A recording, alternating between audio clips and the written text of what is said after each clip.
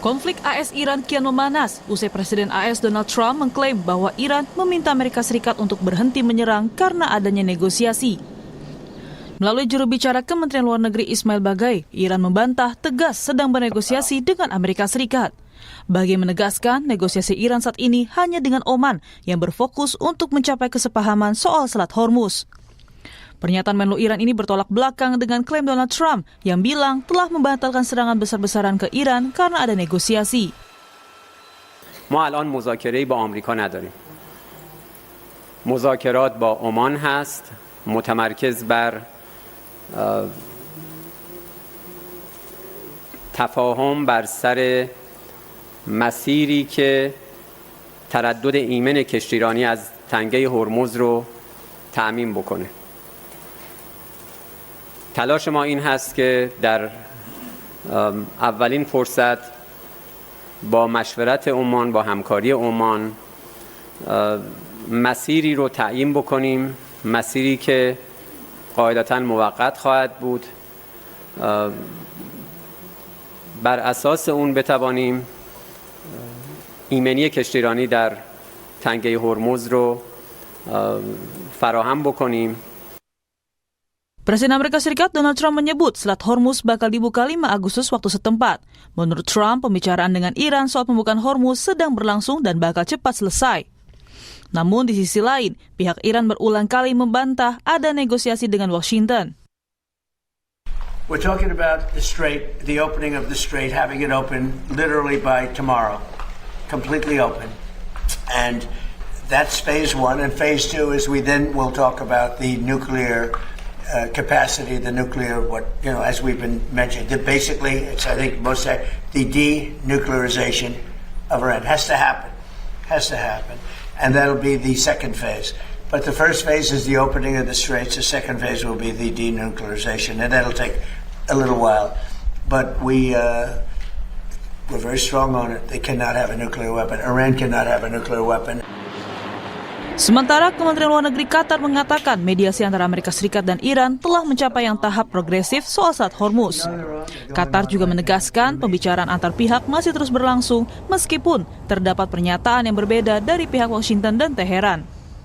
Namun, juru bicara Kementerian Luar Negeri Qatar mengkonfirmasi belum ada kesepakatan yang dicapai antara kedua pihak yang berkonflik ini.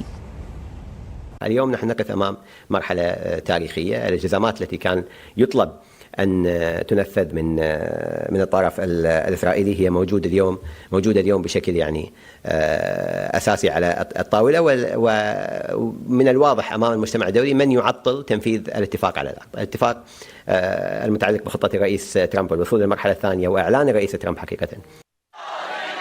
Iran pun memperingatkan bahwa langkah Presiden Amerika Serikat yang menyebut perundingan terbaru sebagai kesempatan terakhir bagi Teheran untuk mencapai kesepakatan dapat berpotensi memicu Perang Dunia Ketiga.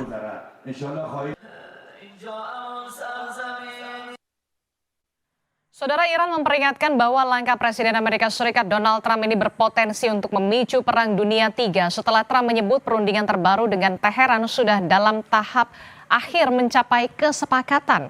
Apakah ini strategi Trump untuk menguasai Selat Hormuz? Lalu bagaimana kesepakatan seperti apa sebenarnya dari Iran terkait dengan damai maupun kuasa Selat Hormuz? Kita akan bahas bersama dengan pengamat Timur Tengah Hasibullah Satrawi dan juga dosen Departemen Hubungan Internasional dari Universitas Airlangga M. Ayub Mirdad. Selamat pagi Bapak-Bapak, Assalamualaikum. Waalaikumsalam, selamat pagi Mbak Adisti. Iya, saya ke Pak Hasibullah Satrawi dulu. Pak Hasibullah, ini kalau kita lihat ya, tampaknya dari Teheran ini memberikan pemahaman kalau memang Iran dan juga Amerika Serikat ada ketidaksepahaman di sana. Apakah ini jadi strategi Trump untuk meningkatkan serangan atau seperti apa kalau dari kacamata Anda?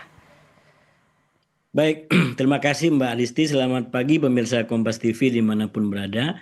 Sebelum kita masuk kepada analisa-analisa, saya ingin menyampaikan beberapa fakta perkembangan terbaru.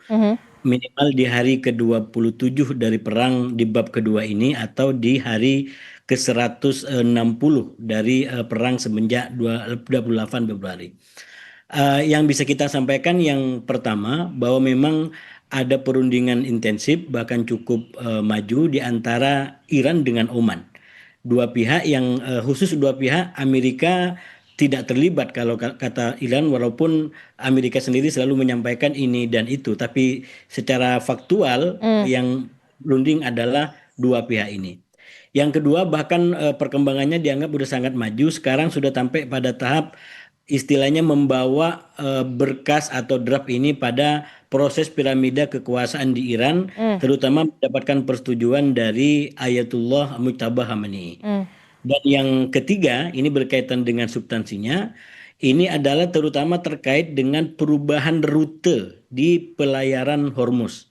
Kalau selama ini ada rute selatan, ada rute utara yang di sisi Iran, maka yang disampaikan yang hampir disepakati hari ini adalah rute di mana ada perubahan, dan ini akan dimulai masuk daripada sisi utara dari sisi Iran, lalu kemudian kapal-kapal akan keluar dari sisi selatan di sisi Oman. Ini perubahan rutenya sejauh yang kita ikutin di media-media. Dan yang ketiga, perkembangan dari terbaru ini, kalau benar ini nanti disetujui, maka memang akan sangat menguntungkan bagi Iran, karena bahkan kalau dibandingkan dengan rute sebelumnya yang dipakai katakanlah semenjak revolusi 79, itu kan justru lebih banyak rutenya di jalur internasional. Justru di rute yang baru ini lebih banyak perairan yang digunakan adalah dari sisi Iran, dari sisi utara, dan itu dijadikan sebagai pintu masuk bagi kapal-kapal, dan keluarnya nanti adalah di sisi selatan. Itu kurang lebih fakta-fakta yang bisa kita sampaikan. Nah, bagaimana dengan klaim sana-sini? Saya terus terang melihatnya itu bagian daripada sisi politiknya. Nah, di sini secara analisis paling tidak, saya bisa sampaikan Amerika mencoba menggunakan yang saya sebut sebagai politik telur mata sapi. Politik telur mata sapi itu yang bertelur adalah ayam, tapi yang dapat nama adalah sapi. Yang berunding itu adalah Iran dengan Oman, yang mencoba untuk mengambil nama, termasuk mencoba untuk menyampaikan progres-progres, itu adalah Amerika.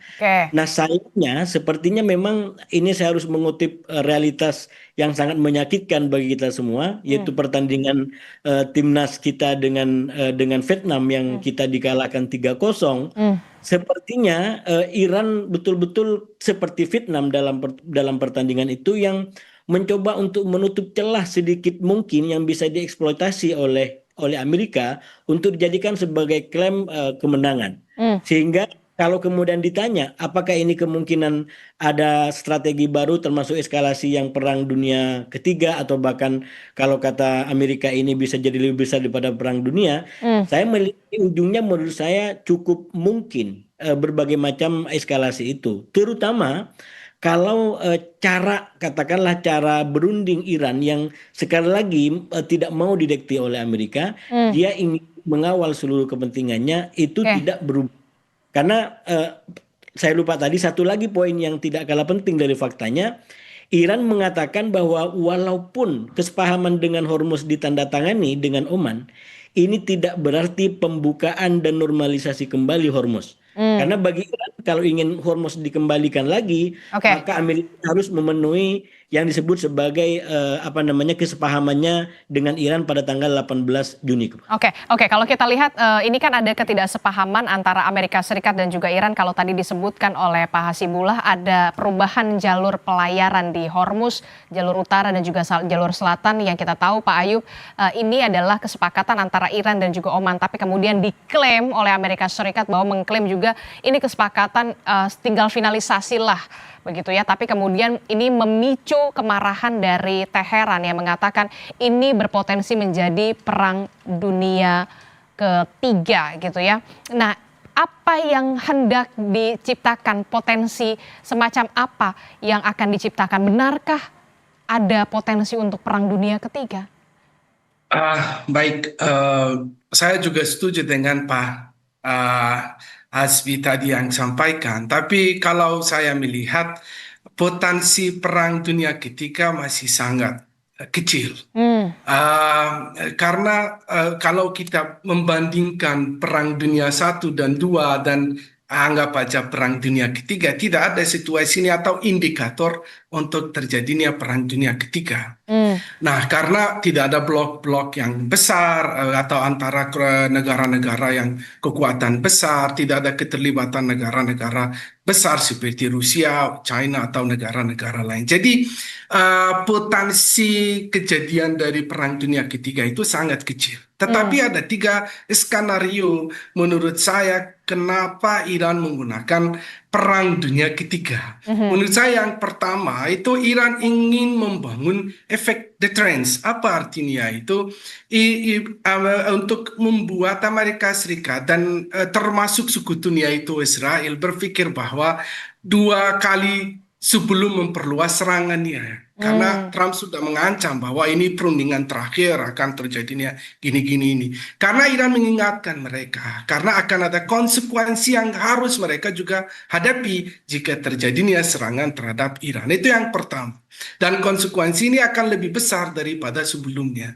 Dan yang kedua, Iran sebenarnya juga sedang membentuk simpati internasional atau persepsi atau opini internasional dengan menggunakan istilah Perang Dunia Ketiga atau istilah dramatis itu, yang supaya ada tekanan dari masyarakat internasional terhadap Amerika Serikat dan untuk mencegah dari perluasan atau perang tersebut ini, karena Iran ingin membangun opini internasional bahwa konflik ini memang sangat berbahaya. Semua negara sudah merasakan atau sudah terdampak khususnya dari sisi ekonomi. Semua sudah harga minyak naik, bahan baku naik semuanya. Jadi Iran ini ingin melakukan itu melalui persepsi internasional. Dan yang ketiga, ini juga jangan kita abaikan bahwa situasi internal Iran. Iran ini dalam krisis ekonomi, bahkan krisis politiknya. Jadi potensi terjadinya protes besar di Iran itu sangat besar. Dan bisa terjadi kapan saja. Karena militer ini yang kontrol dalam negeri atau situasi Iran, banyak tidak berani untuk turun jalan. Nah, yang ketiga ini memperkuat legitimasi domestiknya Iran. Bahwa narasi Iran sedang menghadapi ancaman global untuk membuat atau memperkuat solidaritas masyarakatnya di dalam negeri. Bahwa ada menurut saya 3 skenario yang Iran sedang melakukan itu. Jadi istilah tersebut atau istilah Perang Dunia Ketiga bukan sekedar ungkapan emosional saja, tetapi juga atau melainkan bagian dari strategi komunikasi politiknya Iran.